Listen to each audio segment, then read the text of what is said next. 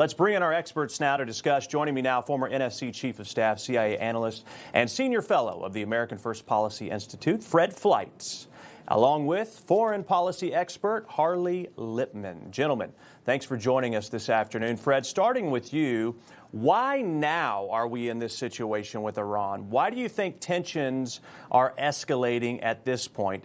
Is it about the protests or is it about something else?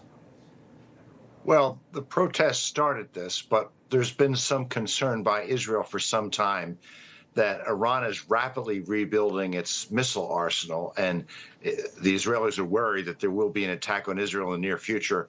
But I also think that there's been some very crucial intelligence that was briefed to senior Trump officials, because you've seen a number of officials, including Vice President Vance, who seem much more supportive of an attack on Iran than they ever have been before. And I think that's why the administration looks very likely to attack, because I think these talks in Geneva didn't go anywhere.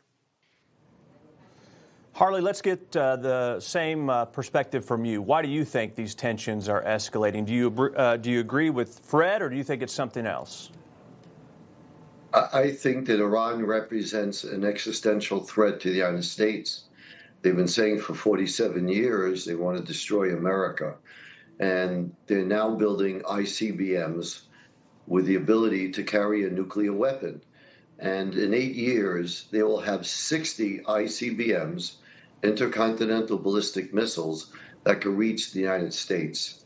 You can't keep kicking the can down the road. American presidents are fond of doing that and giving the problem to the next president. Not ever since Jimmy Carter was humiliated by Iran, every president has wanted to do something about the regime.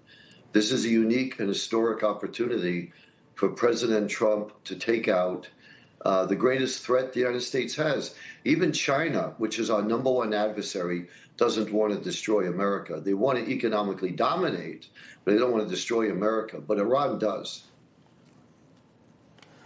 Let's get your reaction to this. Political Playbook today. America prepares for war, it says. The latest signs that Trump might be ready to take military action against Iran as negotiators meet for high-stakes talks. U.S. officials suggesting the politics would be better domestically if Israel delivered the first attack.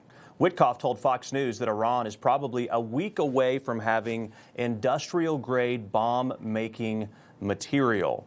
And Trump used his State of the Union address, of course, to claim Iran is starting its nuclear program all over. Fred, what do you make of this? Here's the confusion that I'm having here. I thought the last strike, the strike last summer, set Iran back years on the enrichment and the process of developing nuclear weapons. Is this the new information you think they've gained? Because I think the American people, certainly a lot of MAGA, are wondering and concerned about a long-term conflict or regime change and what that could mean. What help them understand maybe what has changed specifically from last summer? Well, nuclear science is complicated. This is where I think it is. Iran's nuclear weapons program was obliterated, but Iran is trying to rebuild it.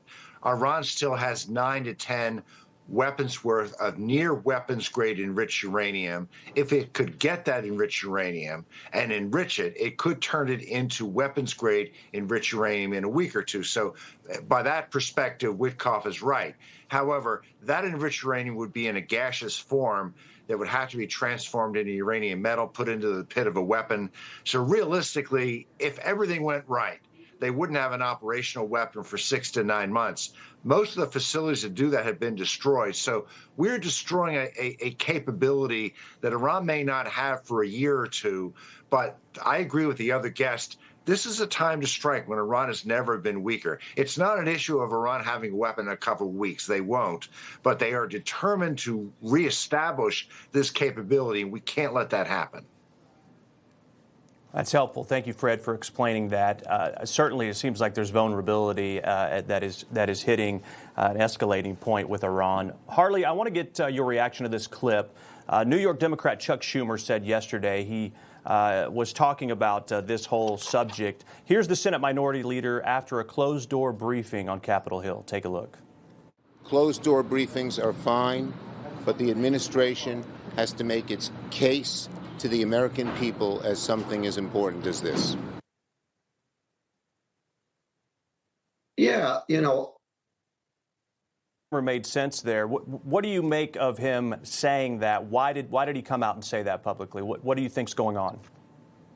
well, it would be helpful for President Trump to explain why he's going to take military action. I think it can only be a good thing to explain to the American people that Iran represents the headquarters of world terrorism.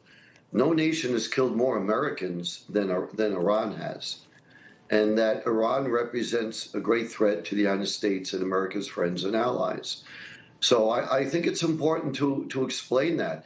Plus, I would also add that what's behind this military strike, if indeed it happens, is it's a play against China, America's main adversary. Iran sells 90% of its oil to China. Venezuela did as well. And China is a very powerful nation. So if this could be used as leverage against China, I think you need to look at Venezuela and Iran in that context.